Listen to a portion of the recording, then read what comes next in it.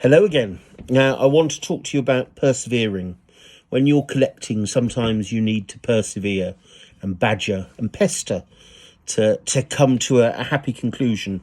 Now, a couple of weeks ago, I spotted a picture of this in a catalogue, which I think is rather lovely. And lots of people will be looking at, oh, that's a lovely bit of silver. The description of it was white metal with rubbed or indecipherable marks. Now, you may remember a couple of weeks ago, we looked at a fabulous spoon with a wonderful crest on it. And the motto, as I told you, went over the top of the crest. And I said that was a feature that you sometimes see with Scottish silver. So you'll notice with this crest, which is actually a raven, might look like a muscular budgerigard, but it's a raven. That also has its original motto going over the top. So immediately when I saw this, I thought, hang on, this is Scottish. Rubbed and indecipherable marks. I don't blame the auctioneer. The marks on this are actually incredibly worn.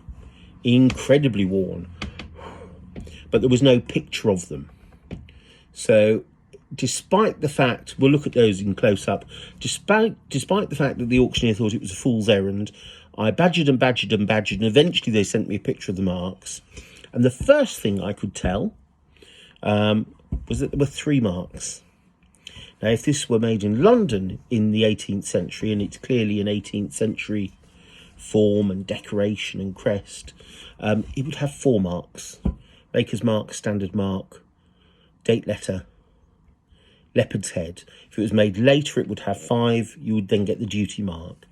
If it were made in somewhere like Exeter or Newcastle, it would have 5 marks on it. It would have standard mark, duty mark, standard mark, maker's mark, date letter, leopard's head, copying London, and then its own town mark. And then later, after 1784, it would have a duty mark, so it would have 6.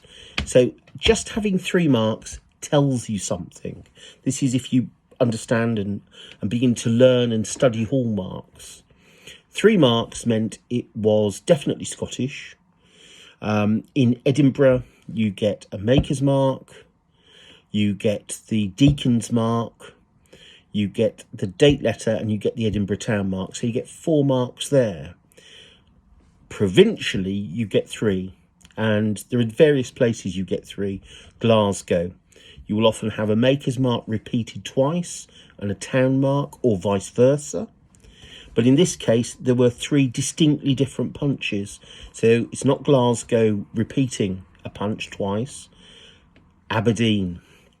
Now, I'm smug, terribly smug, and I have to say that I knew exactly, the minute I saw these marks, what they were for. I didn't need to look them up because the maker's mark is very distinctive. And again, we'll look at this in close-up. It's a spectacle mark. So it's 2 conjoined circles like that, with the letters GC in them. And even though it's very rubbed, you can see enough of it to see that it is that mark for George Cooper of Aberdeen, who was working between about 1728 and 1748 in Aberdeen. The next mark, now you know that, you know what you're looking for. So the next mark you can see is the Aberdeen town mark, which is 3 turrets, 2 over 1 in a punch. And okay, you can only see 1.5 turrets, but they're there. You know what you're looking for and you can see it. The third mark is near obliterated, but because you know what these other 2 marks are, you know what that should be, and you can sort of see it, but that's with the eye of faith, and that's a Gothic letter A for Aberdeen.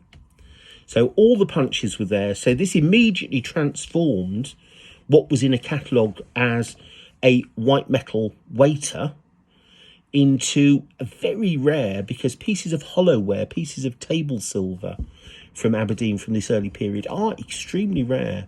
An extremely rare Aberdeen, and actually not a waiter, a teapot stand. Cooper made several teapots. They were a very fashionable thing. The whole taking of tea was very fashionable, and that's the silver. The large pieces of silver you tend to see that survive are these bullet-shaped teapots with lovely spouts, but of course they used to drip. And the thing you don't want to do if you've got a beautiful, delicious mahogany tea table from one of the best cabinet makers, possibly in Edinburgh, that cost an absolute fortune, is pour your guest a cup of tea, sit it down on the mahogany and get a horrible ring on it. So you would sit the teapot back onto your metal tray with, of course, a raised edge to catch any drips. It would sit there, and once you'd served tea, it could be whisked off and cleaned and ready for the next time you served it. So this is a rare thing. Sadly, one other person spotted it and sort of realised what the marks were. Otherwise, I would have bought this for less than scrap. Can you believe it? No, I nearly did. It was still not anywhere near as hideously expensive as if the auctioneer had realised that it was Aberdeen and had these rare punches on it. One of these in good condition, that is to say that the object itself is lovely. The only problem is with the clarity of the marks. Now, normally I say if something's got worn marks, hesitate or actually leave it alone. I suspect what happened in this case, because it's flat and slightly raised, is when Cooper went to strike these punches, he actually struck them in a bit too well. So they came through on the other side slightly. So what he'd had to do then is reset it, which is just tap the mark back. Now, these punches would still have been clear and visible when that was done, but they would have been much shallower than a normal mark. So 300 years nearly of polishing has just worn them slightly more and made them difficult to read than one that had been correctly hallmarked. So understanding all these things makes you appreciate the object slightly more, but always ask for pictures of marks. It's a dodge, it's a habit.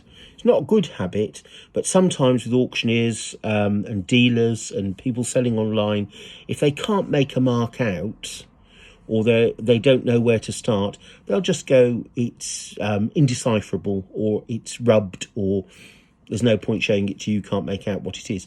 Persevere, ask them. Send me a picture. I'm afraid it's me. To all the auctioneers out there, I apologise. This is why I badge you for pictures, because once in a while you find an absolute gem like this. I also want to say, and we'll look at this in detail, this is completely at right angles to what we're talking about. This border, this original border, the decoration, which you can appreciate, you see when the teapot sat there, that's the bit that's exposed, so that's why it's decorated. It's flat chased. A lot of you will be looking at that thinking it's engraved. It's flat chased. And the difference is, if you've got a nice light gauge of silver like this and you engrave it, all those lines are possible weak spots then for splitting, for damage. Because remember, this has to support, a fairly big teapot full of tea. If it's flat chased, you're making the decoration more visible. Flat chasing is more immediate, it lasts longer than fine engraving, particularly against polishing, but you're not removing any metal. And it's very similar finish to engraving, but it's achieved by just taking different punches and hammering lines in. And you can tell the difference between engraving and flat chasing simply by flipping it over. You can see a negative of the design on the back where those lines have been pushed through, so you can feel it.